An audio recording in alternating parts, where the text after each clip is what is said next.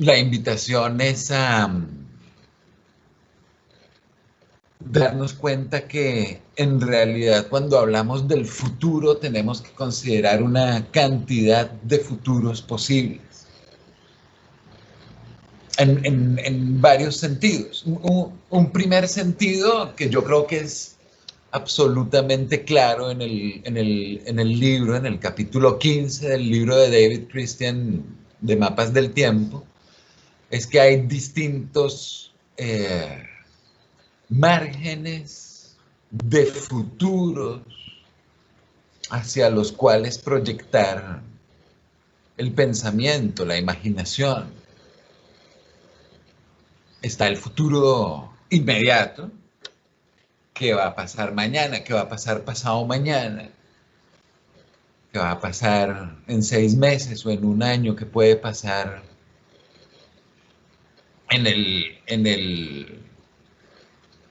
por supuesto, gran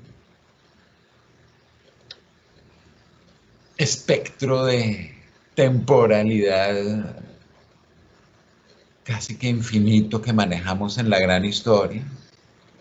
El futuro inmediato es tanto lo que va a ocurrir en el siguiente momento, el día de mañana, como lo que va a ocurrir el año entrante o en 10 años. Y hay otro nivel, que podríamos llamar el futuro mediato, por ponerle un nombre. ¿Qué puede ocurrir dentro de 50 años? ¿Qué puede ocurrir dentro de 100 años? En un par de siglos. Y por supuesto, por ponerle otro nombre, futuro remoto,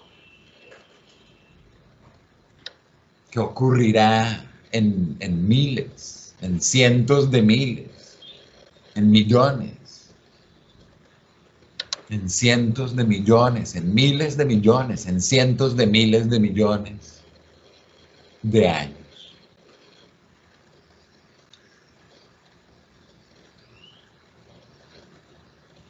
Eso es una de las dimensiones múltiples en las cuales yo creo que Christian nos invita a pensar no en el futuro, sino en los futuros, en lo inmediato, en lo mediato, en lo remoto, hacia adelante en el tiempo. Pero hay otra dimensión que es la de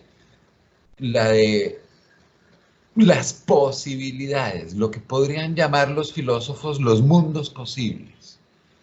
Y en ese sentido también es interesante esa invitación a reflexionar en términos de los futuros, puesto que es el universo de la contingencia, que es lo que puede llegar a ocurrir, que es incluso lo que quisiéramos que llegara a ocurrir. ¿Cómo nos imaginamos esos distintos niveles, esas distintas dimensiones de futuro inmediato, mediato y remoto que acabamos de enunciar? También podemos darles distintas visualizaciones posibles en términos de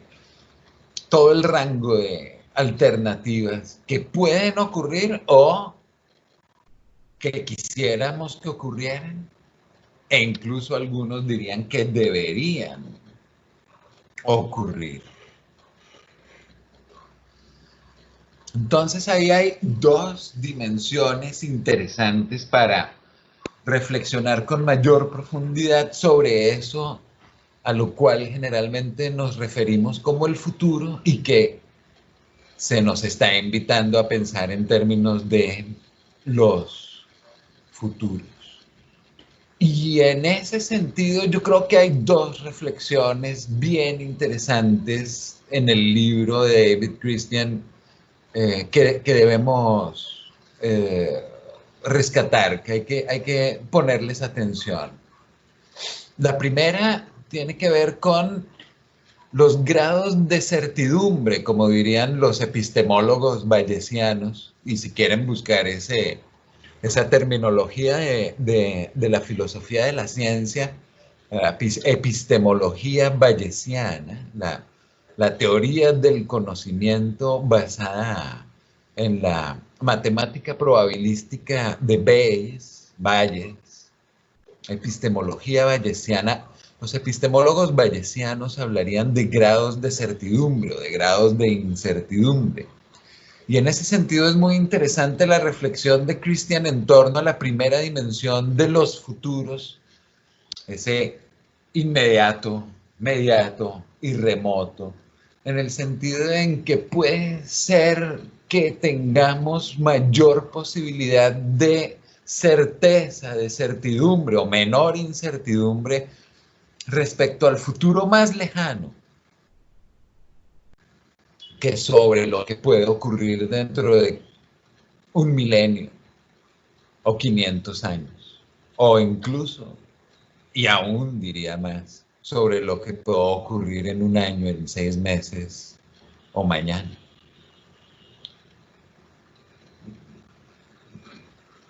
Claramente podemos estar muy seguros sobre el momento en el cual ya no existirá planeta Tierra, porque ya no existirá Sol, más o menos en otros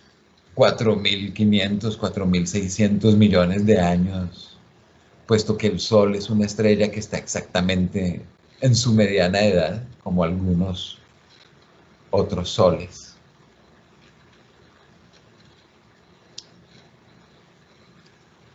Sobre eso podemos estar muy seguros y podemos estar muy seguros sobre cómo va a ocurrir el momento en el cual morirá el Sol y se llevará consigo a su séquito planetario a la tumba cósmica, que eventualmente, como en un ciclo de reencarnación kármica, renacerá en otra estrella o posiblemente otro conjunto de planetas y quién sabe en qué otras posibilidades dentro de 4.600, 4.800 millones de años. Pero ¿qué ocurrirá en el planeta Tierra dentro de un milenio o dentro de 5 siglos? Cosas que incluso se pudieron haber preguntado quienes hacen 5 siglos más o menos, ya casi 5 siglos, eh, fundaron una colonia en una isla del Caribe, una isla continental del Caribe, a la que supuestamente, según los cronistas de aquel entonces, los indígenas llamaban Calamarí. Y todo lo que ha ocurrido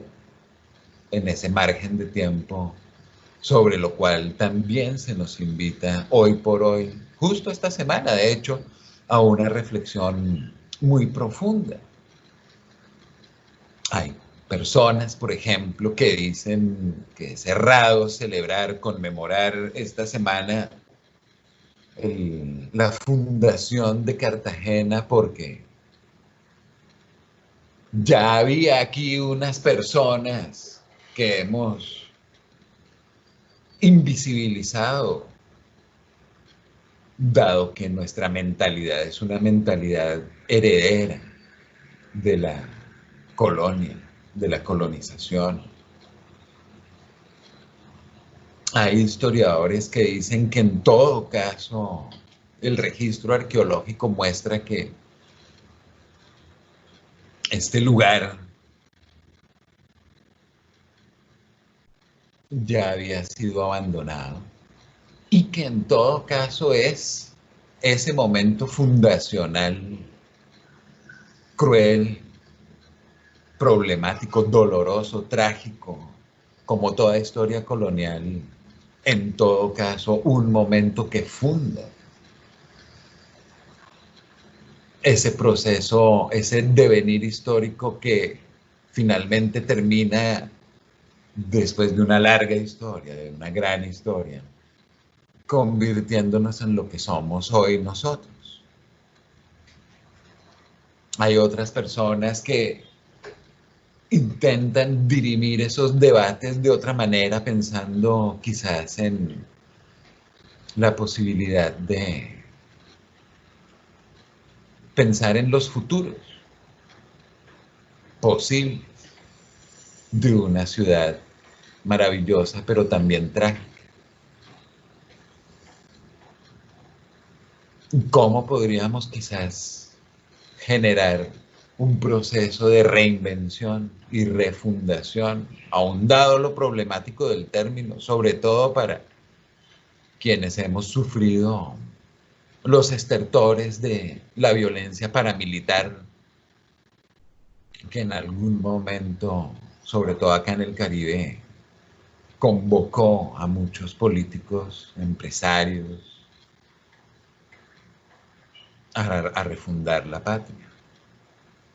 Pero hasta qué punto también sería interesante pensar en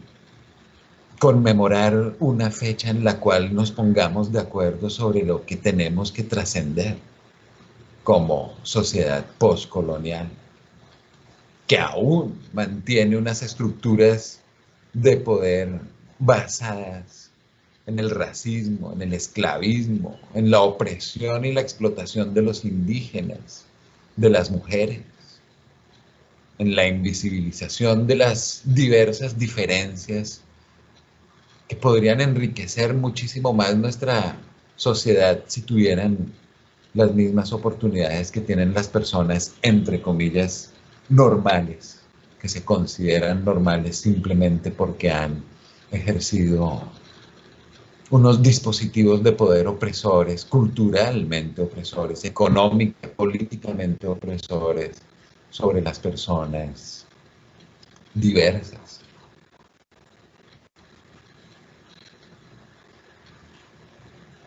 Ahí hay una gran cantidad de posibilidades hacia el futuro, como podemos darnos cuenta que las hubo hacia el pasado y muy probablemente tomamos las decisiones equivocadas. Y por supuesto, qué gran incertidumbre. Dirían algunos incluso mucha mayor que la del futuro remoto de el cosmos y el Sol y el planeta Tierra y el sistema solar, o que el futuro mediato del próximo milenio o de los próximos 500 años, incluso mayor, dirían algunos, incertidumbre respecto a lo que va a ocurrir el año entrante dentro de 6 meses, particularmente en el marco de la coyuntura crítica que estamos atravesando. ¿Qué ocurrirá? Pero al mismo tiempo, ¿cuáles son las posibilidades que se nos presentan y sobre las cuales también tenemos un juego abierto de toma de decisiones? Y como siempre, por supuesto, la principal de ellas, la principal decisión, ¿quiénes vamos a ser nosotros? Los observadores, si acaso, observadores pasivos, que dejamos que el tiempo se deslice entre nuestras manos, como cuando intentamos contener agua en ellas o arena, o si vamos a ser protagonistas activos de la construcción de el futuro que deseamos. Y por supuesto la pregunta ahí es ¿cuál es el futuro que deseamos? Y yo creo que es una pregunta que todas y todos deberíamos hacernos, y que una reflexión de un semestre en torno a la gran historia nos ayuda bastante a estructurar, a saber cómo hacernos la pregunta, quizás no necesariamente a obtener una respuesta muy clara, pero por lo menos sí a estructurar mejor la pregunta, a pensar, ¿será que me puedo tomar 15 minutos, media hora de mi vida para reflexionar en torno al mundo que yo quisiera que existiera? para mi futuro o para mis hijos o para mis nietos y todas esas cosas que ustedes quieren tener. ¿Será que podemos tomarnos 15 minutos, media hora, una hora o dos de nuestras vidas para reflexionar yo personalmente qué entiendo por desarrollo, yo personalmente qué entiendo por progreso, cómo me imagino que es un mundo mejor, más feliz, con mayor bienestar, más justo, más equitativo, y darse cuenta de las dificultades y por supuesto de todos los estereotipos y los prejuicios que entran en la reflexión personal que uno puede hacer respecto a eso, le hacen a uno darse cuenta de lo compleja que es esa reflexión para todas las demás personas. Y que ahí hay otra gran diversidad de futuros. Así como hay una diversidad de temporalidades en el futuro inmediato, mediato y remoto, y una gran diversidad de posibilidades en los futuros, también hay una gran cantidad de diversidades en la concepción que cada persona tiene desde sus creencias, aspiraciones, historias de vida, cultura, socialización, sobre lo que quisiera que fuera el futuro. Es una pregunta que yo creo que vale mucho la pena hacerse, porque además es la pregunta política por naturaleza. Esa es una primera reflexión interesante que uno se puede hacer sobre la clave de esa invitación del capítulo 15 del libro de David Christian a pensar no en el futuro como algo que ya está ahí prefabricado por algún diseño cósmico que como para los héroes de las mitologías clásicas implicaba un destino ya previsto por unos dioses del Olimpo, etcétera, que sea lo que los dioses quieran, sino entender que hay una gran diversidad de dimensiones temporales, de dimensiones de posibilidades y de dimensiones de diversidades de concebir el futuro frente a las cuales uno también tiene que tomar una decisión de ser activo o de ser pasivo. Porque además lo que está en juego es la vida. Y una vida con mayor o menor sufrimiento. Y entender que uno puede participar en la construcción de un mundo en el que se dignifique, respete y proteja la vida y en el cual haya cada vez menos sufrimiento. Es una indicación clarísima de la responsabilidad que uno tiene de darle sentido a la propia vida, tomando a conciencia esa decisión sobre si ser un actor pasivo o un actor activo de esos futuros, de la construcción del futuro. Y la segunda reflexión que creo que es bien interesante dentro de esa invitación a pensar en los futuros tiene que ver precisamente con cómo nosotros somos los autores colectivos del próximo capítulo de la gran historia. Pensando principalmente en esa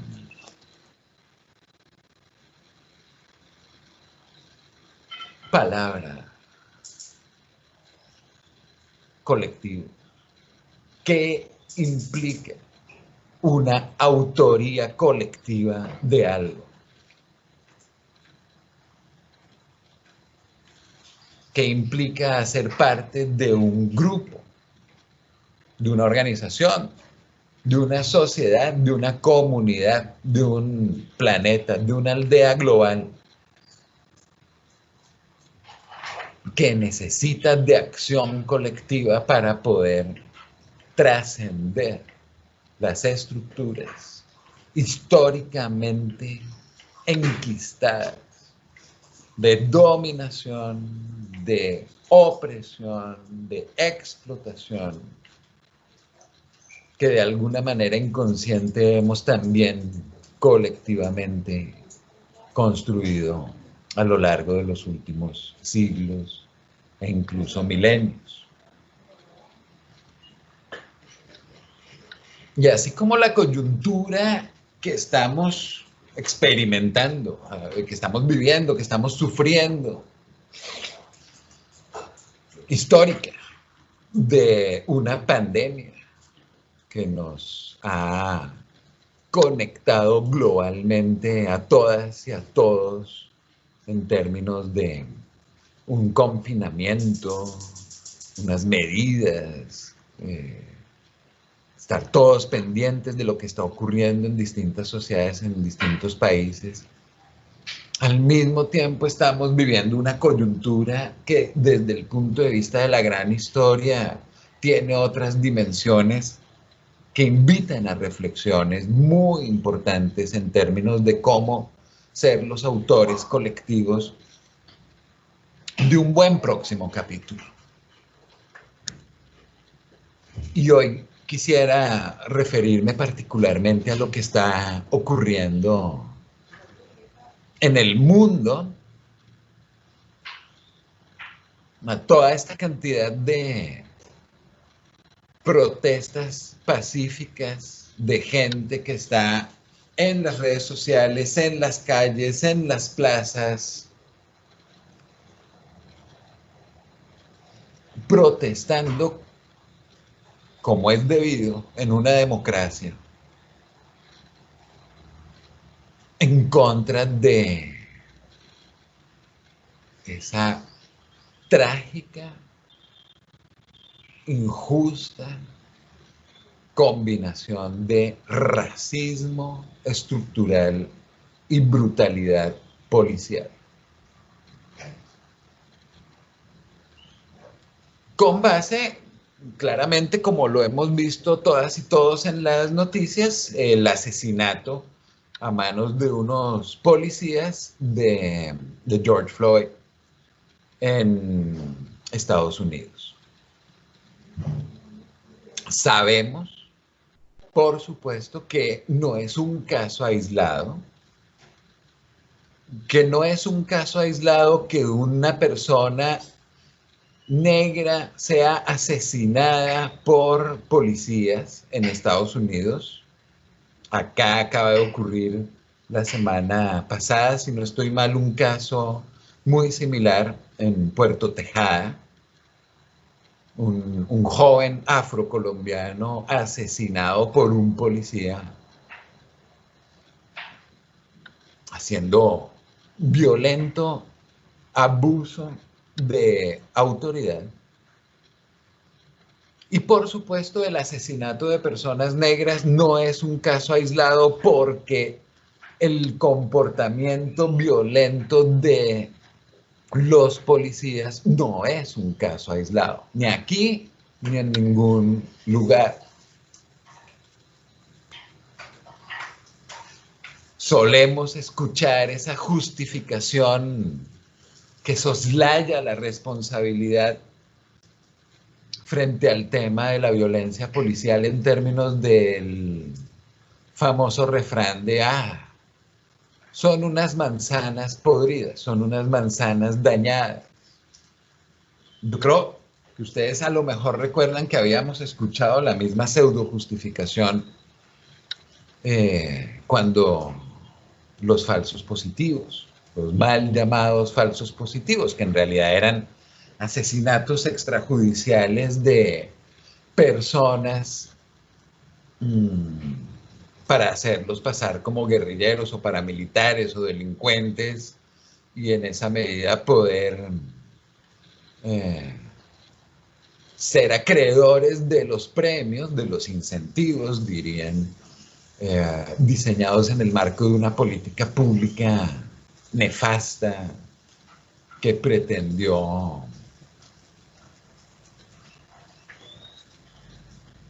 acabar con un conflicto armado generando aún más muerte y violencia, y frente a la cual muchos técnicos en un momento dijimos era un error, y se lo dijimos al gobierno. El body count, el conteo de cuerpos, ya habíamos aprendido desde hacía décadas, no es una política militar de defensa ni de seguridad racional, produce unas consecuencias adversas, nefastas, trágicas y además contraproducentes, porque tienden a generar mayor conflictividad y a enraizar y a degradar aún más un conflicto violento, un conflicto armado como el colombiano. En aquella época, en todo caso, a los técnicos que hacíamos parte del equipo de diseño de políticas públicas del Estado colombiano, del gobierno, no se nos hacía mucho caso, porque prima el dogma y la ideología sobre la razón y sobre la ciencia. Y esa excusa, pseudo justificación de las manzanas podridas, es absurda en varios sentidos. En primer lugar, porque no podemos darnos el lujo de tener manzanas podridas, tantas además, en las organizaciones, en las entidades institucionalizadas dentro de una sociedad para protegernos a todos por igual. Y segundo, porque el refrán tiene una segunda parte y siempre lo olvidamos, y es que una manzana podrida daña toda la canasta. Y eso es lo que se soslaya cuando presentamos esa pseudo justificación de las manzanas podridas, y es que se ha estructurado mediante ciclos de retroalimentación dinámicos, complejos, una cultura del abuso de poder, una cultura del abuso de autoridad, de la brutalidad, de la violencia al interior de la fuerza pública, tanto aquí en Colombia como en Estados Unidos, como en muchos otros países. Y tenemos que preguntarnos, ¿eso por qué ocurre? Hoy hay un rompimiento constitucional fundamental en Estados Unidos, y eso también tenemos la posibilidad de pensarlo en clave de gran historia, como ha habido otros quiebres constitucionales y por supuesto legales en Estados Unidos durante la presidencia de Donald Trump, pero un quiebre constitucional de proporciones bien graves, pues actuar con violencia mediante la fuerza pública, no solo policía, no solo Guardia Nacional, sino además amenazar con militarizar una respuesta agresiva y violenta contra manifestantes que protestan pacíficamente y precisamente justo contra la brutalidad y la violencia de la fuerza pública dentro de una sociedad que tiene profundas estructuras racistas anquilosadas aún, produciendo desigualdad, injusticia, discriminación y exclusión. Es un rompimiento constitucional de aquello que precisamente este presidente autoritario, tiránico, demagógico, populista, Donald Trump, pretende ser el defensor de, pretende ser el protector de la ley y el orden, cuando en realidad es su principal transgresor y el principal incitador a que esa ley y ese orden se transgreda. Lo cual además se ejemplifica de una manera muy cruda en la comparación entre la respuesta que el presidente Trump incita a que se tenga y tiene como presidente del gobierno federal, comparativamente frente a una cantidad de personas, principalmente hombres, blancos, armados con fusiles semiautomáticos, que protestan porque durante la cuarentena no pueden ir a la peluquería, tomándose a la fuerza, pasando al lado de policías pasivos e impávidos los congresos de sus estados, y ante lo cual no hay una respuesta violenta, ni agresiva, ni alarmista, versus una respuesta violenta, alarmista, agresiva, estereotipada contra personas principalmente afroamericanas que protestan pacíficamente, sin armas, contra la violencia estructural de la policía, que es lo que ha venido develando y contra lo que ha venido luchando este importante movimiento que tenemos que comprender muy bien, mucho mejor de lo que lo hacemos, que es Black Lives Matter, las vidas negras importan, y que es una violencia estructural, estructurada dentro de un sistema clasista, racista, muy complejo, que persiste anquilosado institucionalmente en sociedades como la estadounidense o como la nuestra. Ayer justamente tuvimos un debate, una discusión interesante en una red social, en Twitter, porque alguien decía, y no alguien cualquiera como yo, un simple profe, sino una persona que tiene renombre por una supuesta experticia en el campo de la política pública educativa y que ha sido candidato para gobernarnos acá en Cartagena, que además, por supuesto, es una de las sociedades más racistas y excluyentes del país y de América Latina. Y el debate era en torno a una afirmación según la cual el racismo es una idea, es solo una historia que nos cuentan. Y se comprende, digamos, que en el fondo tal vez lo que se quiere decir con eso es que hace parte de una cultura y que nos socializan en ella y que son ideas que podemos transformarlas y podemos transformarlas con base en una obviamente mucho mejor educación que la que estamos recibiendo e impartiendo actualmente. Pero no es una mera idea, no es una mera historia que nos cuentan y no se resuelve el racismo estructural solamente con base en educación. Y tenemos que ser muy cuidadosos sobre cómo entendemos estos problemas sociales estructurados históricamente mediante dinámicas que ya conocemos de la complejidad de la gran historia, porque corremos el riesgo de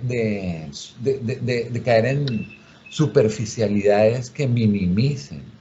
no solamente la complejidad de ese problema del racismo, sino además de la violencia que causa el racismo, incluso actualmente. Violencias de muchos tipos contra la mujer negra, su objetificación sexualizada, contra las comunidades negras, atrapadas en, y esto es otro término que me gustaría que buscaran en internet porque es muy importante en ciencias sociales, trampas de la pobreza. Y de esa manera entender que trascender las violencias y la tragedia del racismo estructural no es algo que vayamos a lograr solamente con educación y con cambiar las historias que nos contamos. Es algo que implica no solamente cambiar profundamente nuestras estructuras educativas, nuestra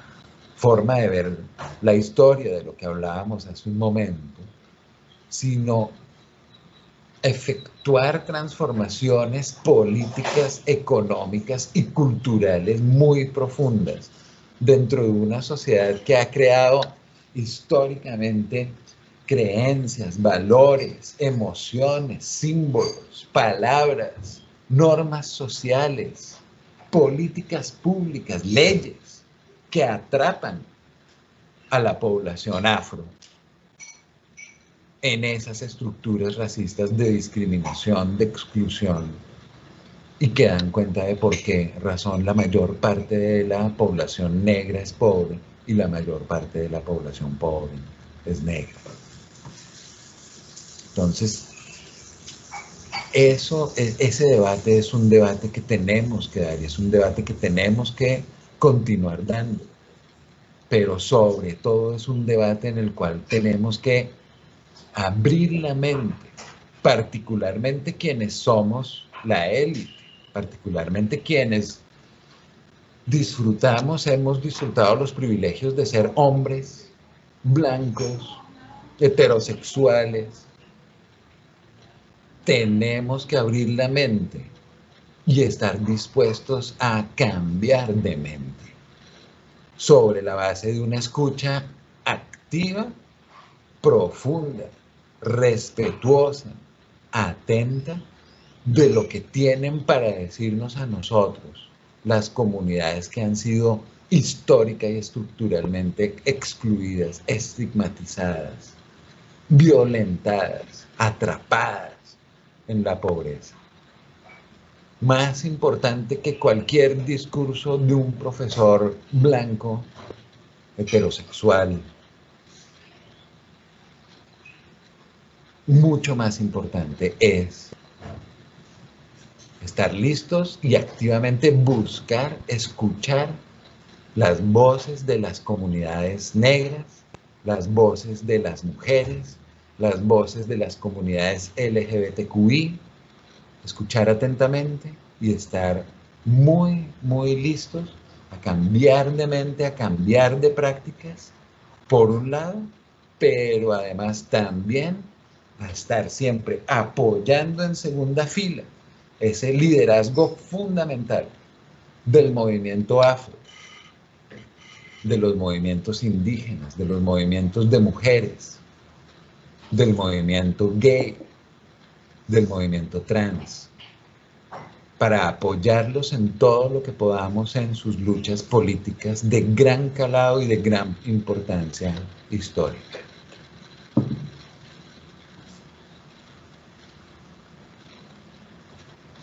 Finalmente, cuando vayamos logrando que nuestra sociedad, que las distintas sociedades del mundo vayan siendo distintas, vayan siendo diferentes y haya verdadera igualdad de oportunidades para todas y todos, y sea un mundo más abiertamente y justamente y equitativamente diverso. Sabemos, porque hemos estudiado la gran historia, que esa ampliación y esa profundización de la diversidad será la que va a permitir que seamos sociedades más ricas, sociedades más prósperas, sociedades más agradables y con el mucho mayor bienestar que da la justicia y la dignidad de la vida, provista por la garantía de derechos humanos, con seguridad, con protección, con cuidado, igual para todas y todos nosotros. En ese sentido, pienso yo que esas dimensiones a las que nos invita a pensar la gran historia, no sobre el futuro o un futuro en clave de destino preconcebido al cual tenemos que someternos, sino de distintas dimensiones de futuros posibles, imaginables y deseables que podemos construir colectivamente. Esas reflexiones articuladas así a la gran historia, creo que son las reflexiones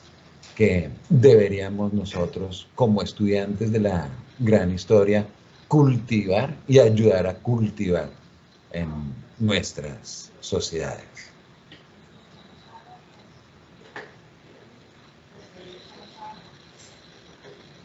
Eso era lo que quería comentarles el día de hoy, que es nuestra última clase del semestre. Un semestre complejo, un semestre complicado en el cual tuvimos que adaptarnos improvisadamente para tratar de sacar adelante unos cursos que habíamos diseñado para un mundo completamente distinto. Así que, bueno, con todas las fallas y todo lo precario que pudimos haber logrado en ese sentido, pues espero que hayan tenido la oportunidad de reflexionar en torno a los exámenes semanales sobre cada uno de los capítulos que leímos durante el semestre, así como en las conversaciones, bueno, conversaciones que hemos medio logrado tener acá por el, por el mundo de lo virtual. Ya el examen número 15, correspondiente al capítulo 15 sobre los futuros, está montado en Sabio y como siempre tienen plazo hasta la medianoche de mañana para desarrollarlo, ojalá colaborativamente y pudiendo de alguna manera articular a cada una de esas 5 preguntas unas reflexiones que entre ustedes puedan tener el gusto de hacer y en esa medida también cultivar esa responsabilidad que como personas que tenemos este privilegio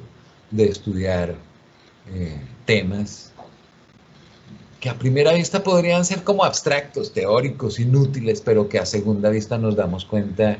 que tienen mucho de pragmático y de concreto y de real, por lo menos para la forma como ahora tenemos que decidir cómo conducir de aquí en adelante nuestras vidas políticas. Puedan ustedes tener a bien desarrollar.